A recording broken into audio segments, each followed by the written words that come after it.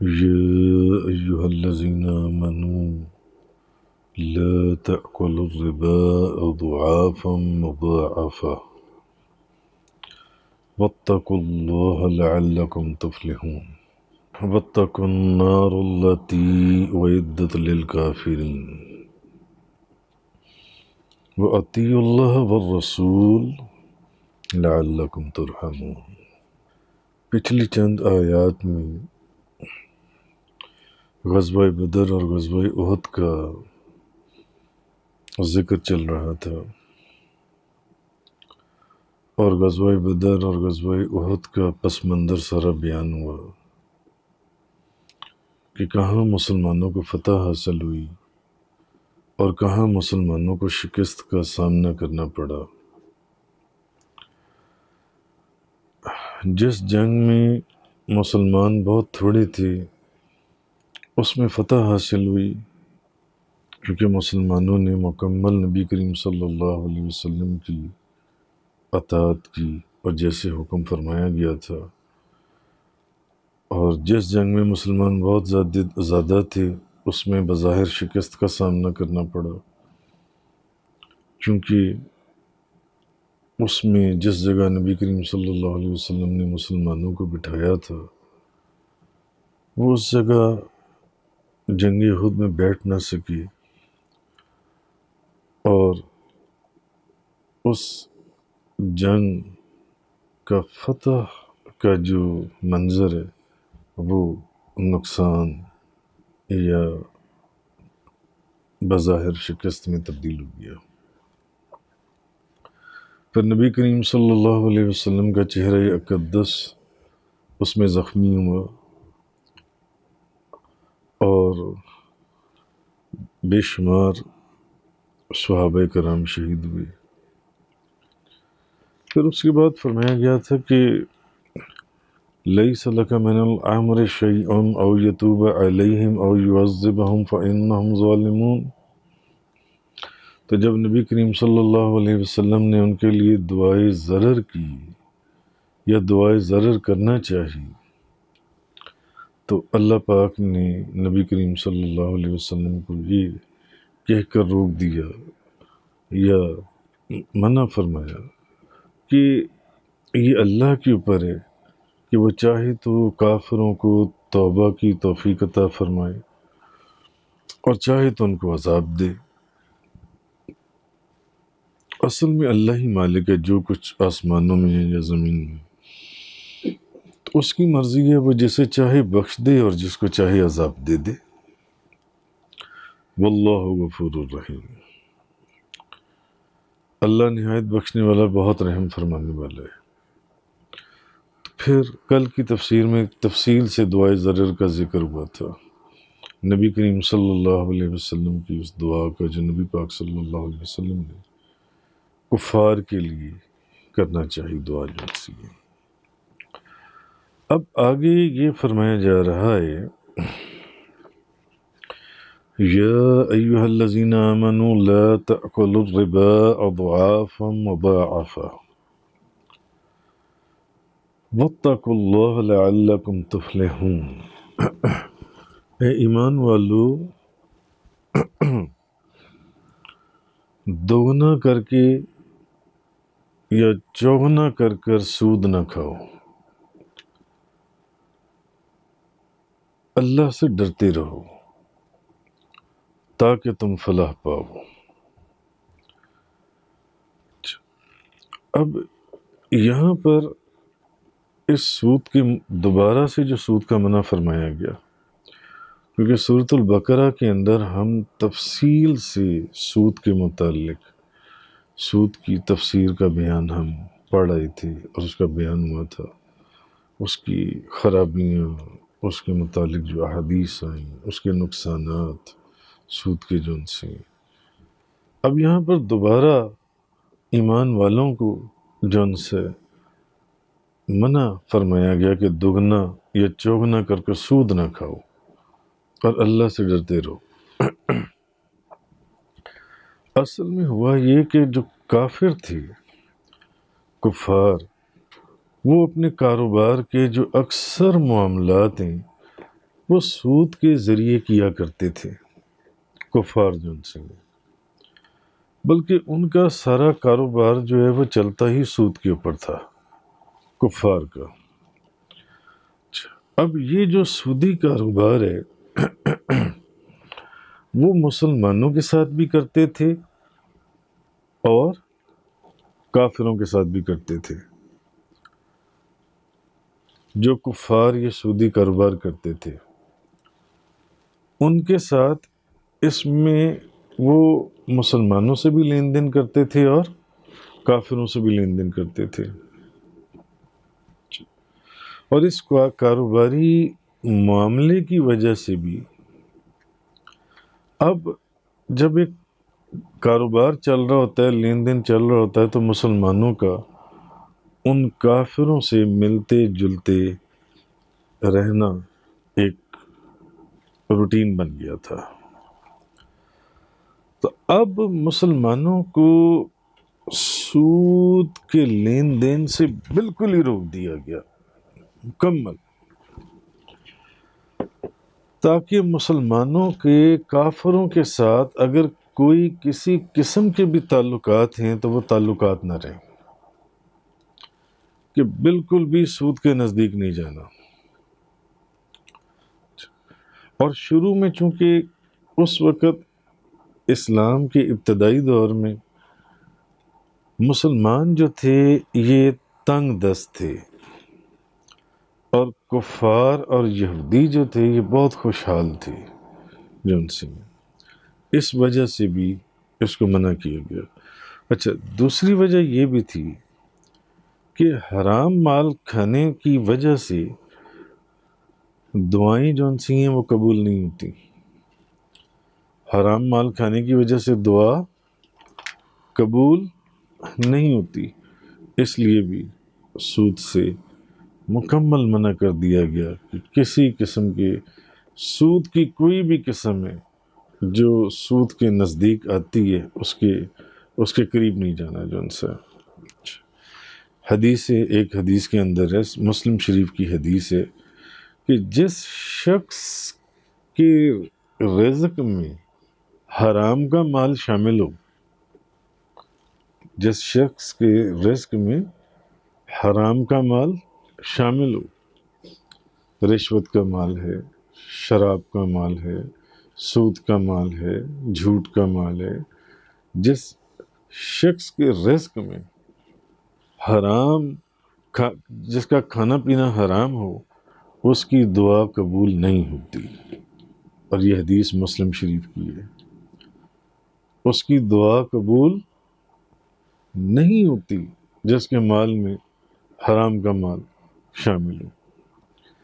اچھا، پھر یہ کہ جنگ احد میں اگر آپ غور کریں، جو پیچھے آپ نے سارا جنگ احد کا پس منظر پچھلی آیات میں پڑھا، کہ مسلمانوں کو جو شکست ہے وہ مال دنیا کی یعنی مالی محبت کی وجہ سے ہوئی تھی، کیونکہ مسلمانوں کے جس گروہ یا جس گروپ کو حضور نے جس پہاڑی کے اوپر بٹھایا تھا کہ یہاں سے ہٹنا نہیں ہے، بھلے ہمیں فتح ہو، بھلے ہمیں شکست ہو، بھلے کافر ہم پر غالب آ جائیں، تم نے یہاں سے ہٹنا نہیں ہے، وہ پورا جو گروہ تھا مسلمانوں کا وہ وہاں سے ہٹ گیا جو ان سے، کس کی وجہ سے؟ اس مال کی محبت کی وجہ سے، جو کافر مال چھوڑ کے جا رہے تھے کہ اس مال کو اکٹھا کر لیا جائے، اس مال کو پکڑ لیا جائے۔ تو مال دنیا کے مال کی محبت کی وجہ سے ہوا کیا کہ نبی کریم صلی اللہ علیہ وسلم کے حکم کو نظر انداز کر کے جب وہ مال غنیمت کی طرف دوڑے تو پھر وہ جو فتح تھی وہ شکست کے اندر تبدیل ہو گئی، اور کتنے صحابہ کرام اس میں شہید ہو گئے۔ حالانکہ اگر جس جگہ پر نبی کریم صلی اللہ علیہ وسلم نے مسلمانوں کو بٹھایا تھا مسلمان اس جگہ کو نہ چھوڑتے تو یہ نقصان، جو جانی نقصان، مالی تو اپنی جگہ، جو جانی نقصان ہوا یہ جانی نقصان نہ ہوتا۔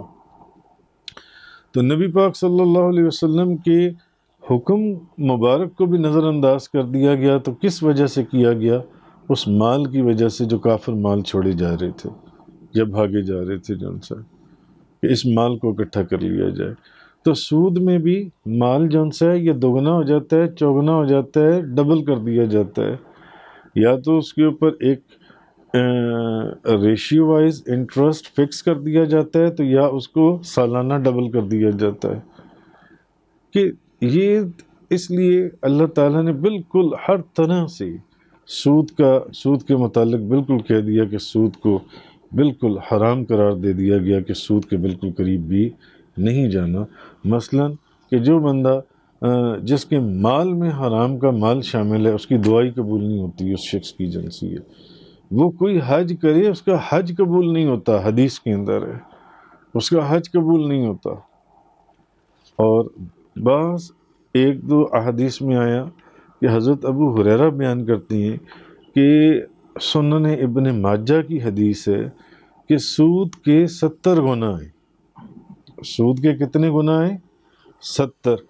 اور ان میں سب سے ہلکا گناہ یہ ہے کہ کوئی شخص جو سب سے چھوٹا گناہ ہے 70 گناہوں میں سے، سود کے کتنے گناہ ہیں؟ 70 گناہ، اس میں جو سب سے چھوٹا گناہ ہے وہ یہ ہے کہ کوئی بندہ اپنی ماں کے ساتھ زنا کرے، اپنی والدہ سے زنا کرے۔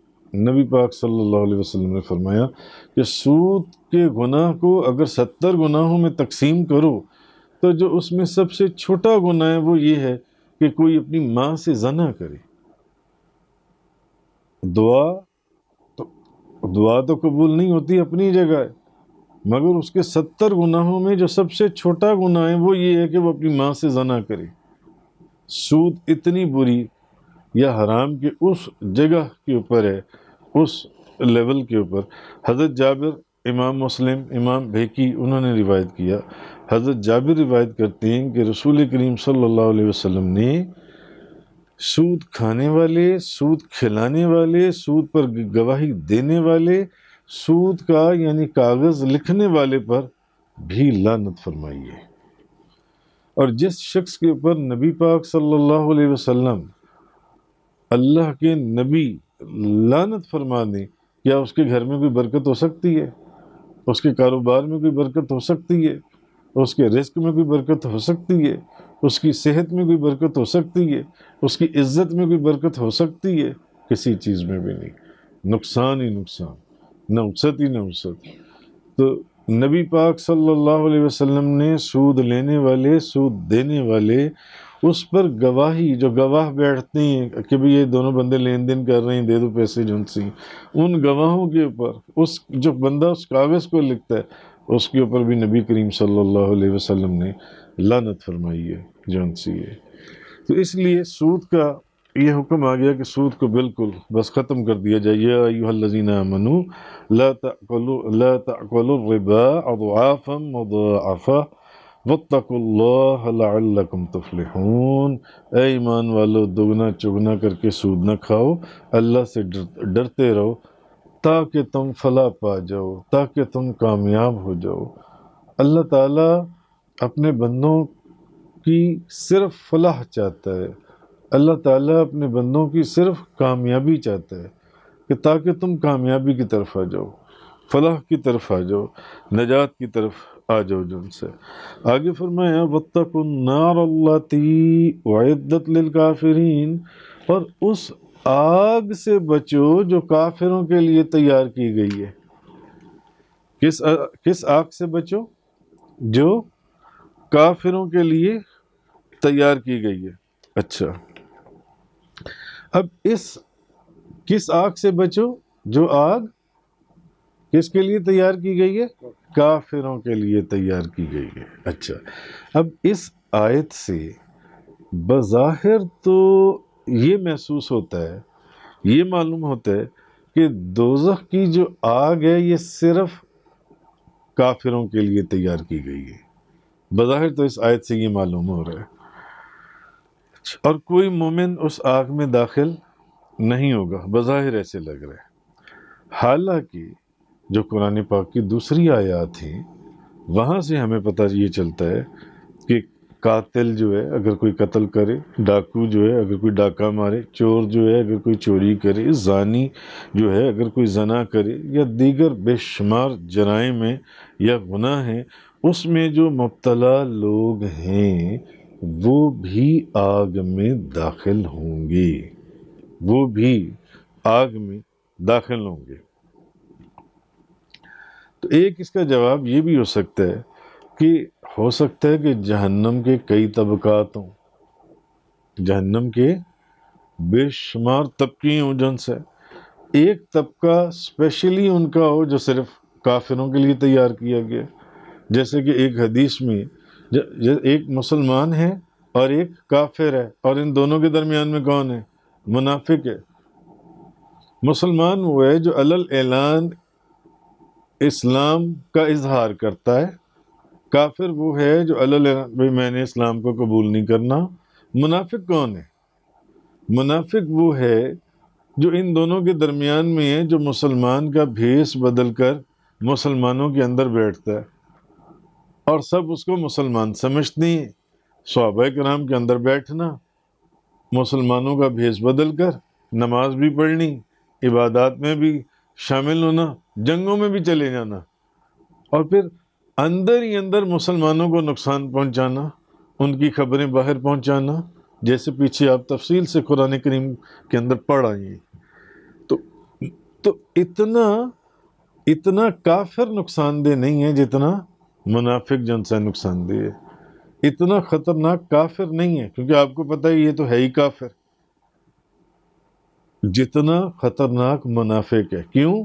منافق آپ کے اندر بیٹھتا ہے مگر آپ کو معلوم ہی نہیں ہوتا کہ یہ منافق ہے، یہ ہمارا نہیں ہے۔ کافر کا تو آپ کو پتہ ہے یہ ہمارا نہیں ہے جون سے۔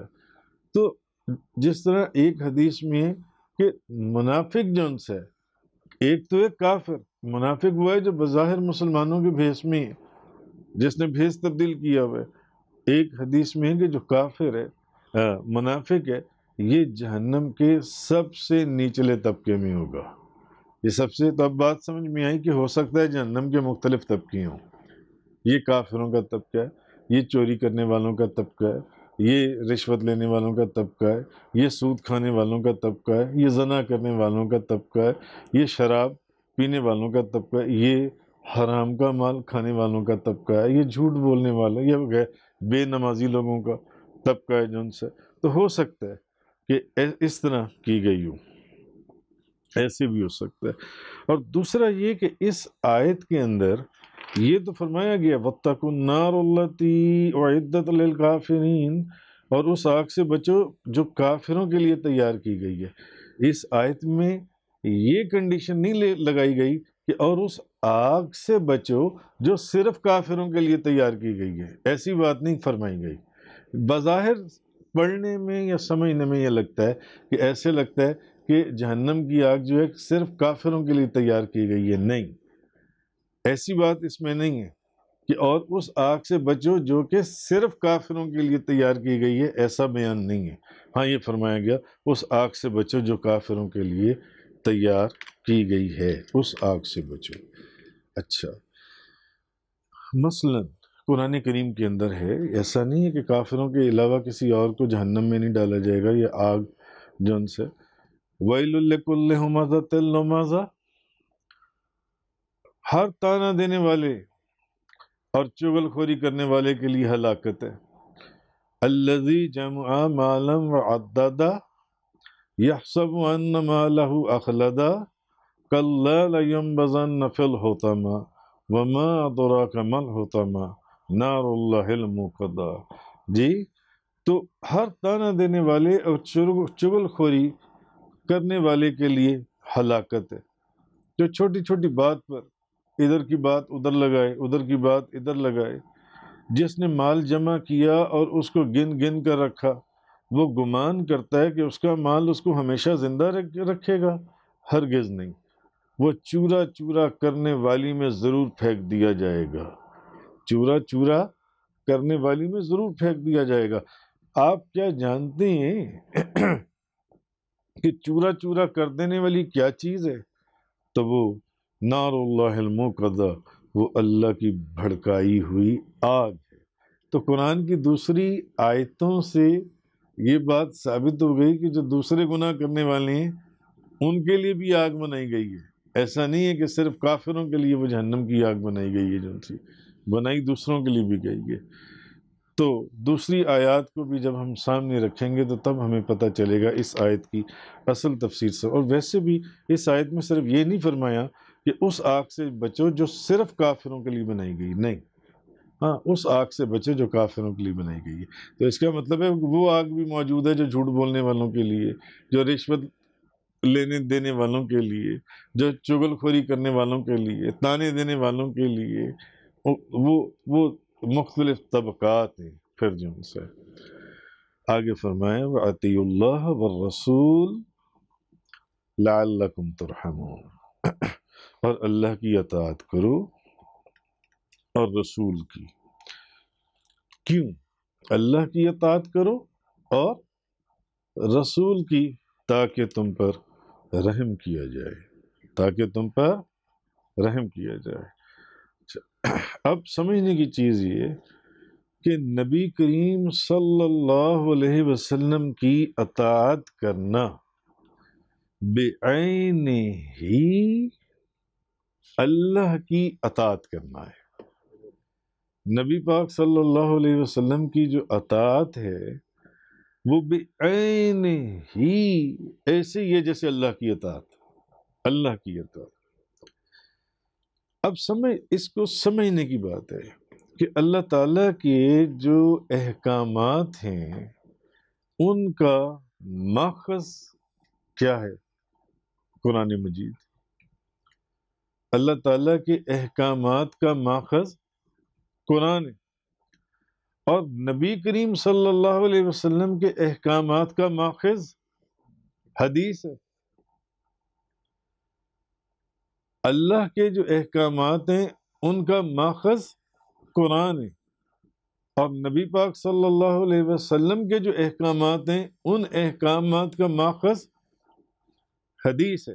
اور یہ بات میں نے پہلے بتا دی کہ نبی کریم صلی اللہ علیہ وسلم کی اطاعت کرنا بعین ہی اللہ ہی کی اطاعت کرنا ہے، اللہ ہی کی اطاعت کرنا ہے. مگر ابھی بات آگے کلیئر نہیں ہوئی کہ اللہ کے احکامات کا ماخذ قرآن ہے اور نبی پاک صلی اللہ علیہ وسلم کے احکامات کا ماخذ، نبی پاک صلی اللہ علیہ وسلم کے احکامات کا ماخذ حدیث ہے.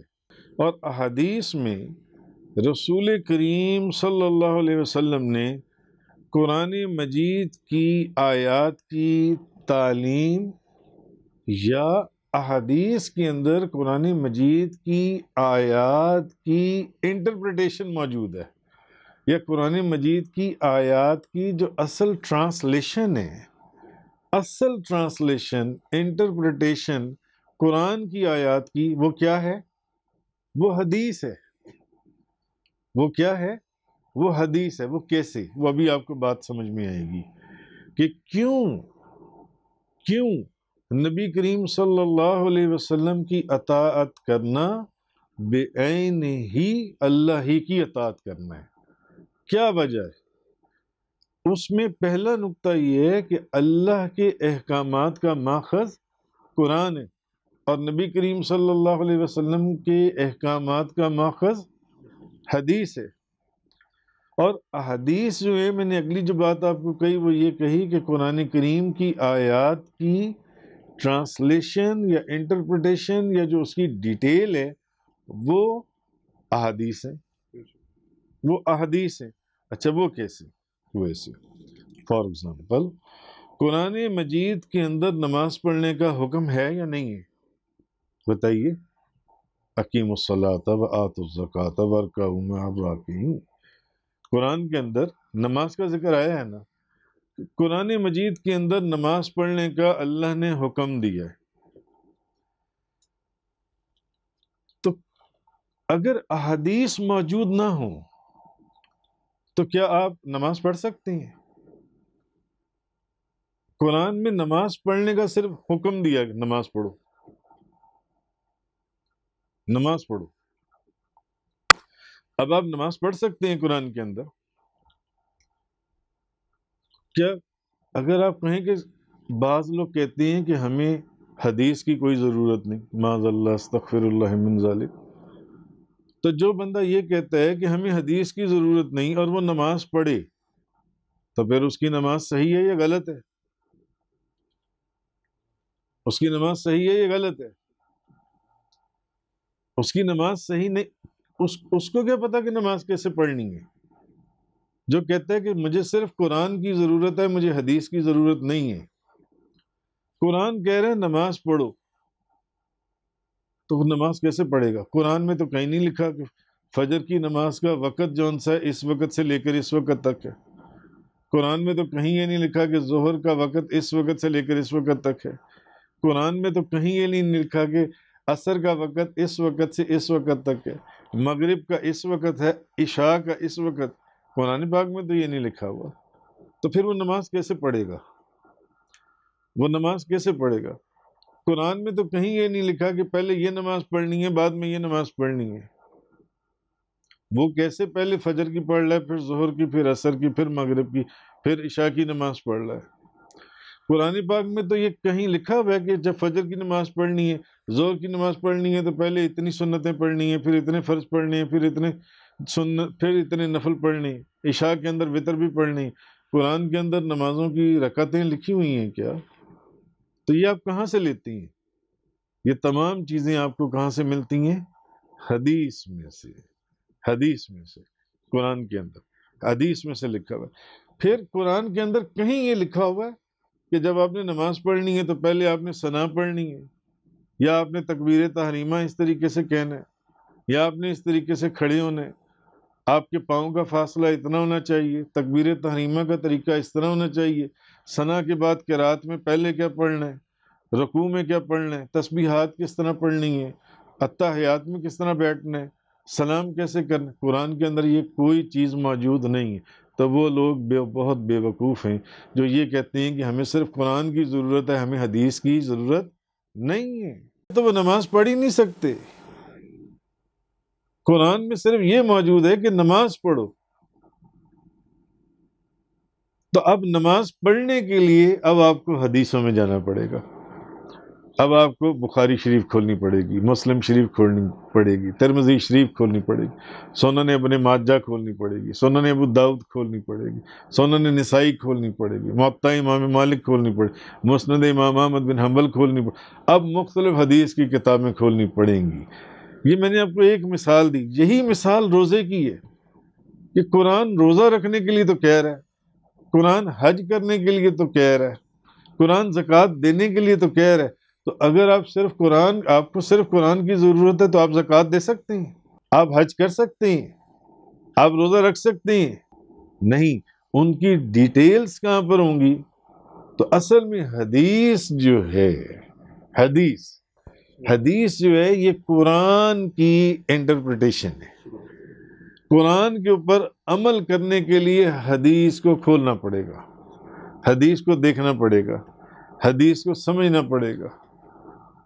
تو اس لیے یہ فرمایا گیا، علماء، مفسرین، محققین، محدثین، انہوں نے یہ لکھا کہ نبی کریم صلی اللہ علیہ وسلم کی جو اطاعت ہے یہ بعین ہی اللہ ہی کی اطاعت ہے، اللہ ہی کی اطاعت ہے، نبی پاک صلی اللہ علیہ وسلم کی جو اطاعت ہے۔ تو اس لیے اللہ پاک نے فرمایا وَأَطِيعُوا اللَّهَ وَالرَّسُولَ، اور اللہ کی اطاعت کرو اور رسول کی اطاعت کرو تاکہ تم پر رحم کیا جائے، تاکہ تم پر رحم کیا جائے۔ صدق اللہ تعالی وبلغ رسول اللہ صلی اللہ علیہ وسلم۔ تفسیر قرآن کا یہ لیکچر انگلش میں سننے کے لیے براہ کرم ڈسکرپشن میں موجود لنک پر کلک کریں۔